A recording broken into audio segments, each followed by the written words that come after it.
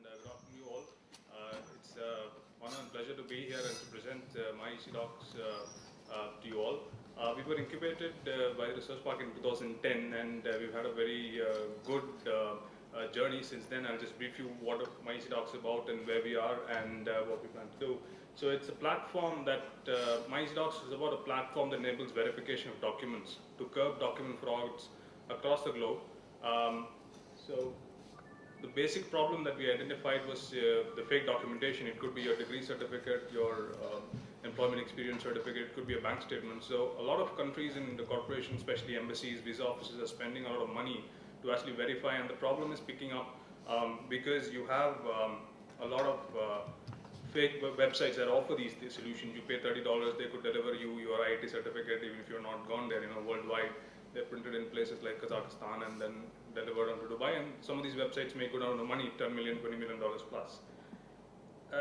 Because of the increased problem of document frauds, the genuine document holders are actually expected to go through a lot of difficulties. They're supposed to go to the institution that has issued the document, get it verified, send it to the visa office, or if the visa office does do it themselves, they charge a whole lot of money to do it, and there's a huge time frame or a time gap by the time the results come back. So what we have found a solution is, basically through our banking experience in the past, is to have a solution that would connect a person whose document has been issued, the institution that issues the document, and also the person who would need that verified document to process an application, whether it be a visa or a job, and the people that need foreign documents to actually go and get a visa. So with the solution that we've come out with, by connecting these three institutions or the three stakeholders together, the individual could actually get his documents pre-verified directly from the institution that's issued and create something like a repository that would allow you to share those documents as and when you need them at a particular time. So it's like a Dropbox that would connect a bank and a visa office at the same time. So it's specifically for documentations and how you would actually get it pre-verified, and somewhat at some point remove the requirement to actually notarize a document. And notarize is in a very old terminology used, is actually irrelevant because you don't actually verify the source or the content of the document, whether it's been forged or not.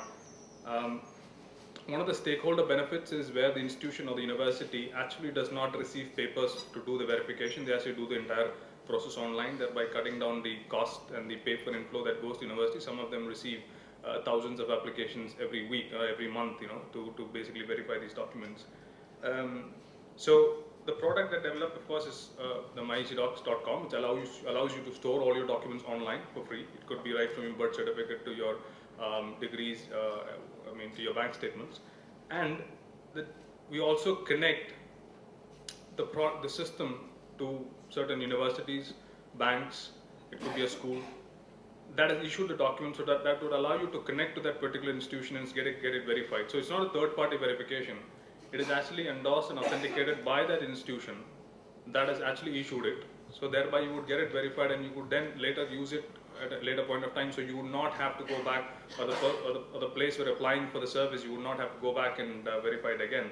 So we have a couple of state universities. We've got about 4 deemed universities, 3 autonomous colleges which have started using. The students passed out of these colleges have started verifying their degrees, and they're now using it in places like the Middle East, Singapore, US. So they know that the person who's actually qualified from this institution is a real person, is actually qualified, and the documents are not fake.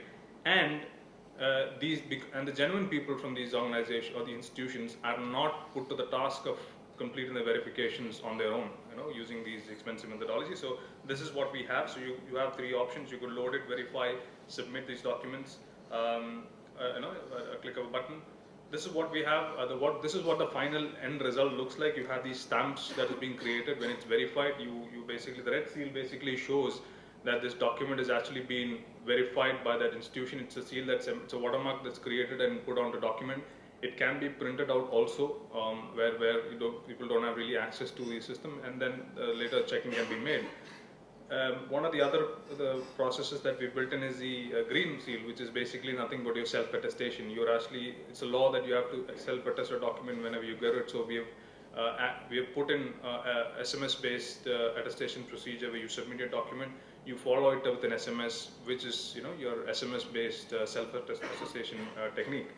Um, these are all relatively compliant. These are not really highly advanced technologies, but relatively what are simple technologies that can kind of scale up. And we had to spend a lot of time to create those scale-up technologies where it's not. So we went out, did a whole R&D for about 2 years. What is the simplest solution that we could adopt, not just the solution. This is about our leadership. This is about our team. I'm Avira. I'm a chartered accountant. I work with ICICI Bank and Citibank, and this is where the idea came about. We wanted to link the bank, a company, and the person who applies for a credit card on the same platform. So if the company actually validated the person's income and his identity, he could apply to any loan, any bank, at any time because the company is already validated. So I went back to my boss and said, we wanted to do this. He said, not now. I think this is too much for your pay scale. So I decided to quit and start on my own. Expanded the scope at which we could use this. We have Shamim, who's CEO, he's worked with Tata Tele, Vodafone, etc. Another place where a lot of fake documentations come in, where activation of SIM cards is again a problem. So he's coming from the telecom industry. We have K. Ramchandran, who's the CTO. He's been worked with Tiger Airways, Sony, had a lot of exposure in technology, as employed with Sybase, etc. Thomas, he's also a CA. He was with KPMG for about 3 years. He used to do the lead auditor for Infosys. And Sirek, he's a graduate from Xavier's Institute of Management, also an engineer. And also he's worked with companies like Siemens, Honeywell, Wipro, who did the basic sales for the automation industry. We have on our advisory board Professor Arun Nigwekar, who is the former chairman of the University Grants Commission, who's basically been assisting us in looking at what all technologies earlier came in and what did not work, and at the same time advising us on how to go about providing these systems to universities. We've got Vittalraj, who's also a CA. He's been a lead information systems audit. A lot of security actually comes in because a few of the governments outside India have reviewed this process to use it for passports, where people could get their copies of their passports authenticated and validated online directly by their country's passport office, and then later share it to the visa office for applying for a visa, thereby ensuring that the country that gives a visa on the basis of the copy is, the passport is actually authentic, thereby investing very low amounts to actually stop the problem of fake passports. So a lot of information security goes into the process. And of course, we have got Professor Rajanam, who's an IIT, who's with passed out of IIT in 1973. He's been assisting us with the technology side, the software quality, the improvement areas, and has been there for a very long time in the software industry. He's also part of SPIN, the Software Product Improvement Network. These advisory board, external advisory board members have given a lot of inputs in making this happen. We also have advisory services from Professor L.S. Ganesh, who's been advising us on key strategic areas, including trying to look at this as a process from an angle from the UID, how it's tied to the UID, etc., and to scale up in terms of how do you reach these universities in the least possible time, business case out of the process. We have Shankar Balchandran, from the assistant professor from the computer science department, who's helped us a lot in understanding what documents, how documents behave, and the system speed and the scalability, what technology to use. This is not a 3 or 4 years time frame which we can operate. It would be the next 15 years. So what does technology and documentation look in the next 15 years?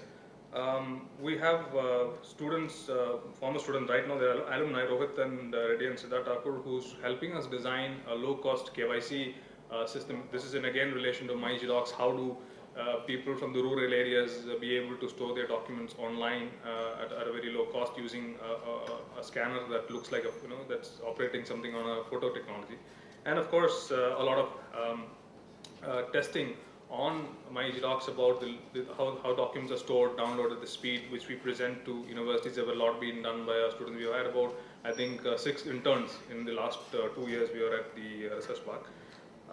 The market size, we kept on saying that there are probably at least 2 billion people in the world with documents, and you probably have about average 5 documents per person, and which is used again for at least 2 times a year for your telecom or your bank, or it can be your UID or a passport or a visa. And usually the amount of verification that's charged by agencies is nothing less than $5. So we see a market size of about $100 billion worldwide, because the fake document industry is worth about, I think, right now about 3 to 4 billion worldwide, because there's a huge sale of fake documents going on. We have agencies who verify documents, but now on the competition side, but these agencies are now starting using the system to verify degrees from this portal to give information back to the visa offices and to the employment agencies located in the Middle East and the US, to say that yes, this person is actually provided a qualification certificate which is indeed genuine and not a fake. And of course, we have in the US something similar where e-transcripts have already taken shape. You can send transcript within the US. They don't have a system outside the US, so typically any candidate who's coming from outside the US will have to still courier your transcripts in the traditional model. So the revenue model is where the student can load their soft copies of their transfer degrees and make a payment and actually have it pre-verified, so that there's a repository which is generated. Once verified, so there's a payment that's collected upon request for a verification. Once verified, let's say a few months time or a few years time, you want to use it or authorize it to a particular visa office, the companies, the person is actually again asked to pay. So the whole process is online.